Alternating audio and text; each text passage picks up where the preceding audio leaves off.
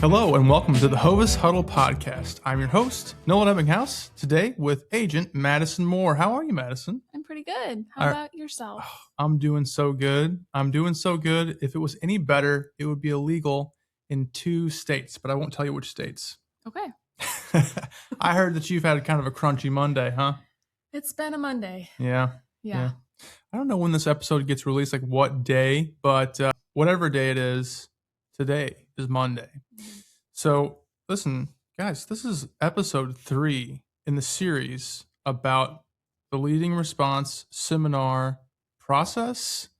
In today's episode, we're going to discuss some semi-final results because, of course, some of this stuff will lead on for months and months and months. Hopefully. Yeah, absolutely. I believe so. How could they not work with you, Madyson? I mean, I've already got some scheduled up till January 2027. Wow. So. Wow. Nice. Yep. We're also going to have our very own Gen Z producer popping in here. Say what's up, Molly. What's up? Nice.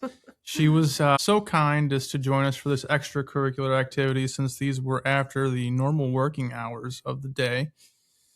So, yeah, let's just kind of jump in here and talk about some results. First, I want to mention to everyone who's listening, if you're a Hovis agent and you would like to use leading response as a means to market your seminars, not only do you get a partner savings for doing so as a part of our downline, they just reached out to me last week and mentioned that we have a referral credit that is to the amount of $250. Basically, that's another $250 off of the price of this service that you can get as an agent. Isn't that awesome? That's pretty awesome. I love the enthusiasm. Get some claps in there somewhere. Nice. Yeah. Nice. All right. So just for some numbers, and then we're going to get into the experience of it, okay? Because I think that a lot of agents, they say, wow, I'd love to do a seminar, and I don't know how that process comes together. I don't know how much it's going to cost. I don't know what to present, and I just need to start somewhere. And, we hear people talk about the compliance of seminars and all of that stuff, but not really what their experience was and all of that. So I want to jump into the numbers here. As a part of this partner savings program, it cost $2,685.48.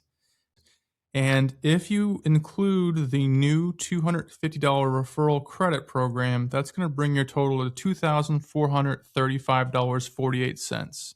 And I'm going to let Leading Response do the quoting because things go up and things change. So depending on when you're listening to this, that number can change. But basically, I kind of wanted to dive into a couple of different things, but primarily, how do you feel like things went? Well, I feel like for the first time ever doing a seminar, things went as well as they could go, honestly. We didn't have any major hiccups. We didn't, both of the seminars were pretty well filled up. We had good response. We had lots and lots of questions after, which I always really like because then you can get to know each person even more.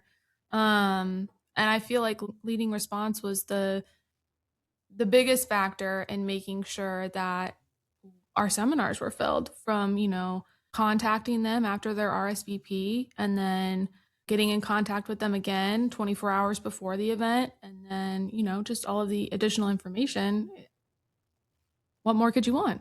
Absolutely. And I think there's definitely a space for learning how to market these things yourself. That is the next step for us, I think, is pulling together some resources and doing this without direct mail so that we can bring down that marketing cost, hopefully to around $1,500, which would be another additional savings of quite a bit. And not only was there a cost associated with leading response, but also the cost of the food for the seminar. So Golden Corral, how many attended that? 6. I'm getting a nod from the producer here. So 16 people were at that seminar, and the food for that was like $444 and some change. And then there was also the 25 attendees at the Joey B's location, which obviously is the winner. We were surprised to know that that one actually was better. It performed better as far as attendees were concerned. That ended up being closer to $700 for the food. We had a much better turnout at Joey B's, I think, than we did at Golden Corral. Yeah, the numbers definitely bear that out. And I think we over ordered for the food. There was quite a bit of lasagna left over. And man, so much cake left over. You wouldn't believe how much cake I ate after that. So let's talk about some more stuff here. So I thought that the hub platform that we used to take in and see, get a visual on the respondents and the RSVPs, that system is pretty awesome. Yeah, I agree. I mean, everything that you could want is in there: phone numbers, demographic. They really tailored it to that 64, 65 age range. It was very easy to use too. Yeah, I mean, very easy to use. And also for those folks that are in financial services, they had a number. Now, how accurate it is, I can't tell. They have a little bar on there, a little meter that shows the accuracy of the information given, but the assets that were held in all of the RSVPs were north of $4 million. I don't know what's all included in that, but something to be considering for those folks that are endeavoring to be in the wealth department of things. So, yeah, I mean, otherwise, let's get into some different things here. So, as far as using Leading Response Hub, tell me about your process, Madyson. When things came through, did you contact them right away? Did you contact them like a day afterwards? What were you attempting to do as you reached out? And what was your experience? Like, were you able to get a hold of everyone? Did you have to leave a lot of voicemails? Did the system itself have you disposition them as like left a voicemail or confirmed? How did that go? I mean, basically all of what you said. I did notice that there was a little bit of a lag in terms of when the client RSVP'd and when it showed up in Hub. I was attempting to check Hub every day, just especially when we first started, as we started getting those RSVPs come through and trying to reach out initially, one, to thank them for their RSVP. Leading Response provided an excellent letter, kind of providing an outline as to what you could say to your potential client, which I found really helpful. And, just as an initial get to know you, they did have a drop down box as well as like, left voicemail, number out of service, confirmed, all of that good stuff. So not only do they give you a very clear outline for a very clear visual of the RSVPs, they gave you essentially a call script to use. Yeah, absolutely. Yep. That's awesome. And this just made the process nice and clean and less chaotic. What we're told is that you need to reach out to folks. That's going to be something that's going to shore up the RSVPs. It's easy for folks to RSVP to something and then forget about it. So we need to, trickle remind them about the upcoming event. And frankly, why wouldn't people show up when they're going to get free dinner out of the deal? I mean, that's a pretty sweet deal, right? Now, when it came time for it, a couple things that I'm going to throw out there is that we should have brought an extension cord because initially I went to the locations to sort of scout them out, looking at these facilities and getting a layout of what they looked like. At Golden Corral, there was no television and they did not have their own projector screen. So luckily we have a projector screen here that we're able to use. And that setup was fine. It was a little awkward as to where we were going to place the screen and how it was all going to get set up. And I was a little concerned about the power to the projector because we didn't bring an extension cord. So shame on me. That's something that we'll remember for next time. But tell us a little bit about the setup, what was on the table in front of people for the events. Sure. To start, we had my business card, which I think is super important, obviously. We had a really nice pen that has our company's name on it. We had a tiny, like, miniature notepad that we encouraged people to write down their questions as we went along, just so they could keep track of it, make sure, if it got answered throughout the seminar, or they could ask it after. We also had a personalized permission to contact. We said there's a little something for you to fill out as we go along, and we'll collect that from you after. As far as the Joey B's setup was concerned, so Golden Corral, that was pretty well private. Okay, it had a closed door, and it was fairly buffeted for the sound for the rest of the restaurant. Joey B's was in a corner of the restaurant that did have somewhat of a blocking, but it was effectively open air to the rest of the restaurant. And if you're familiar with Joey B's, it is a pretty popular restaurant, and it was loud. It was necessary in that setting for you to really, really project. Yeah. So how do you feel like that part went? I'm not a very loud person. I'm pretty soft spoken. So it was an adjustment, I think, to begin with, just initially starting out to really, like you said, project and speak loud without screaming. That was definitely a hurdle to overcome. And I think next time, just, I guess, practicing more projection in the event that the restaurant is just as busy, just as loud, so everybody can hear.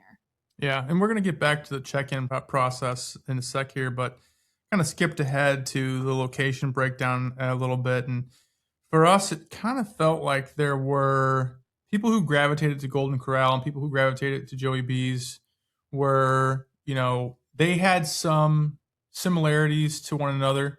It felt like there were, although I will say this though, there were more questions that came after each of the seminar. There was some overlap there, and I'd say the biggest part of the overlap was questions about how this whole Medicare thing interacts and intersects with employer group coverage. And so in future, I think maybe what we'll do is we'll zero in on pre-answering some of those questions, because it makes sense. 20% of the workforce is the working over 65, and everybody wanted to know, hey, do I have to take Part B? Is my employer going to kick me off my plan? How do I know if I'm not going to get a penalty, if I'm still going to be on my group coverage? Hey, I'm working still, and my spouse is on my coverage because they're not turning 65 for a little while. So those were a lot of the questions that we had. But as an agent, what you need to consider is that your set and setting will impact not only who shows up to your seminar, but also how it's going to shake out. If it's a more private dining area, then you won't have as many distractions. And if it's one that's a little bit more open air, then you could have more of those auditory distractions or visual distractions. Now, for this one, I kind of want to ask our resident Gen Z producer here, Molly. Molly, you were in charge of getting people checked in.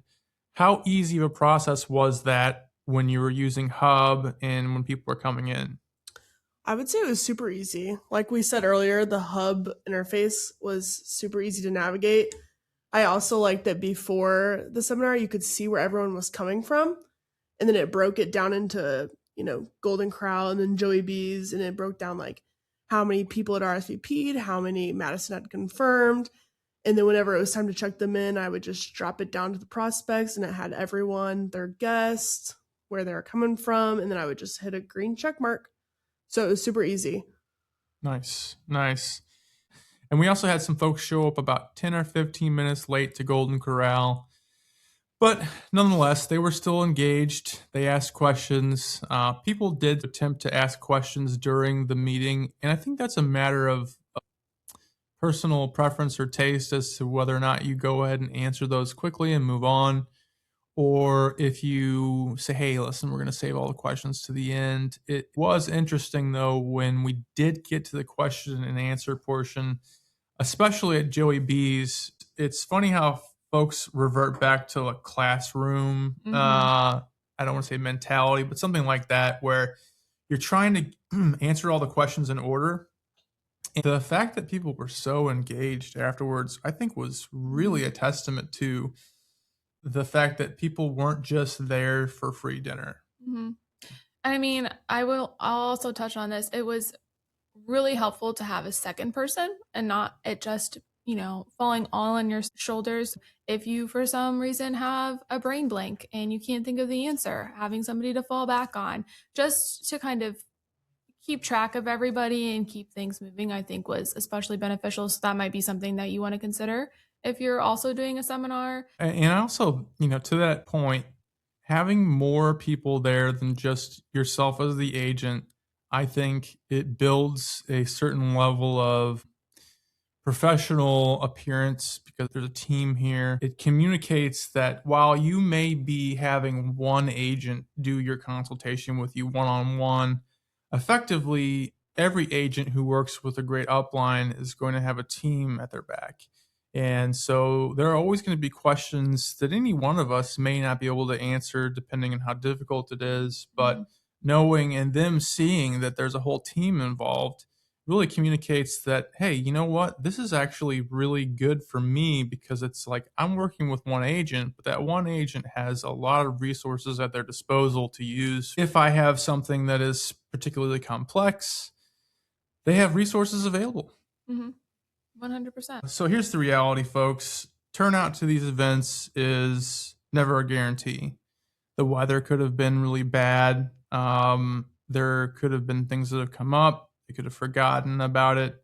One of the things that I didn't think about, at least at the Golden Corral session, was that the RSVP cards that go out from leading response have a tear off tab that they would give to the person at the front to communicate that they've arrived. And this is more important, let's say, for a Golden Corral where it's a per head cost versus a preset catering type menu like Joey B's was. But I also think too that if you pick a location that's outside of the norm, I think a lot of these go on at Golden Corral, and a lot of these go out at a pasta house-esque location, but Joey B's felt like a unique location that maybe they hadn't gone to before for one of these settings.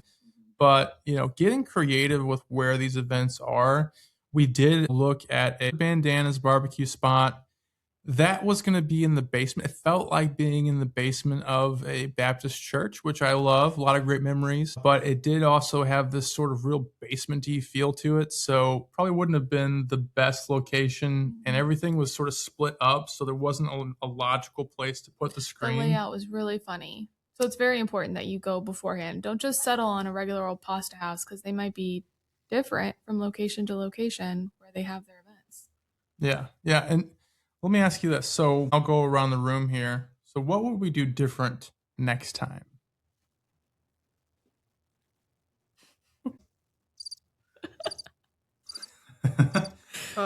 Still thinking. I would say just leaning back on Joey B's and how everybody was very focused on leaving employer coverage, just like what you said, really making sure to kind of stay on that slide a little longer than the other ones and really, expound upon that topic very clearly and concisely, just to kind of help with the multiple questions at the end. And just be aware that this is a lot of information to take on as a lay person. So there may be something that was answered or addressed very, very specifically during the presentation. One thing that comes to mind is asking if there was a fee for your consultative services. You probably touched on that 3, if not 5 times during the presentation. And one of the very first questions was, is there a fee for using your services? How do you get paid?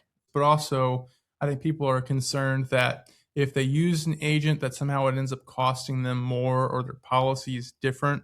A lot of times they care that the people that are offering them services do get compensation for helping them.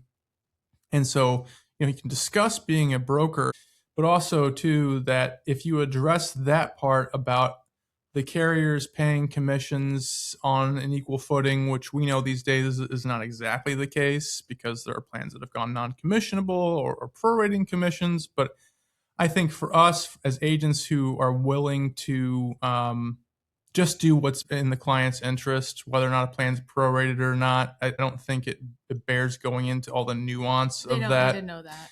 they don't need to know that. But yeah, that's an interesting point to bring up too. So now, Molly, you had something you were going to say. I have two things I think we could do differently. Mm-hmm. The first one kind of goes off of what you were saying earlier, is more of scoping out the room better. Because one, the outlets, but then two, I felt like both times I was like sitting in a very awkward spot as far as checking people in or like being able to take pictures for social media. Like Golden Corral, I literally could not move. And I was up at the front with the projector. And then obviously there wasn't a ton of space at Joey B's. So maybe just getting there earlier, setting up a little better. But that's something small. But the other thing is also going off what you said, personal preference for the questions. My personal preference would be answering them during the presentation. I noticed a few times when people were raising their hands and you guys were talking to that person, let's say they were asking about employer coverage, something specific. I could see someone on the other side of the room, like a light bulb went off, like, oh, I have to ask something about that exact situation. But then you would have like two other people ahead of them and then they'd like put their hand back down. You know what I mean? So I feel like if you're doing it as you're going, then people can get their questions out of the way while you're on that topic. And maybe it would save it from going back and forth and always finding a way back to the employer coverage. I would almost want to do 2 seminars and do 1 questions as you go and 1 questions at the end and see 1 time differences and 2 how the audience responded to that. And if you received additional questions on the same thing, or if that, like you said, helped resolve, and just kind of how the feel of it goes. Yeah, that's interesting. I think that does also come down to who's showing up to the seminar, and it's one thing to say, okay, we're going to go ahead and take questions as we go. I tend to say let's still save them for the end, only because a lot of times questions do end up getting addressed during the course of the presentation. So something that they were going to ask is maybe on the next slide or the slide after that. So, one thing too that I don't think I've ever heard in any of the things I've listened to about optimizing seminars and things like that is once the seminar is complete and people are sitting down with their food, one of the great ways I felt we were able to build rapport was to get a plate of food and sit down in separate areas of the dining space with the folks that are there and just have a conversation with folks. Who can eat their food the fastest? Yes. Who's going to eat this overdressed salad the way, God, it's really overdressed. But I love overdressed salad. That's classic, right? I love Joey B salad. I could have ate that whole pan. The conversations we had after we found out what did so-and-so do for work, found out a gentleman worked for an engineering company that was helping with some energy related thing with data centers. I think that part went really well, just sitting down with folks and saying, hey, you know what? We're local people. And we're just people. Just folks, just out here doing insurance things. I think focusing on getting to know people more, it's a learning process than focusing on like, well, did you have any extra questions? Not being afraid to just be like, hey, I'm Madyson. What do you do for a living? Are you from around here? Just like really getting to know your potential customer base. Yeah. One guy had a little bit of a scowl the whole time. And I sat down next to him and his wife and I got him to smile. So yeah. Now, post seminars with the permissions to contact. Hey, look, this is sales. There's a portion of this that's just going to be hit and miss. It's going to be going back to the well and doing it again. So were you able to make the calls the next day all the way through? And of the calls that you did make, how many were you able to get a hold of or set up appointments and all that kind of thing? Yeah, so I was able to get through the calls the next day. Golden Corral had less people come to it. They also had less people answer their phone. I think I talked to maybe one person, like made headway, and I made an appointment with them. Okay. Joey B's, I left quite a bit of voicemail, but they had more people come, so more voicemail, but also 4 appointments came out of Joey B's. Yeah. They were ready. They're like, yep, I'm ready. When can we do this? Yes, I turned 65 in January of next year. Should we put an appointment on the calendar? Absolutely. we will confirm with you the week before. And if you can't make it, then we'll just reschedule. But at least it's on the calendar. Treating it like a doctor's appointment, not just like a regular old, Mm-hmm. who knows.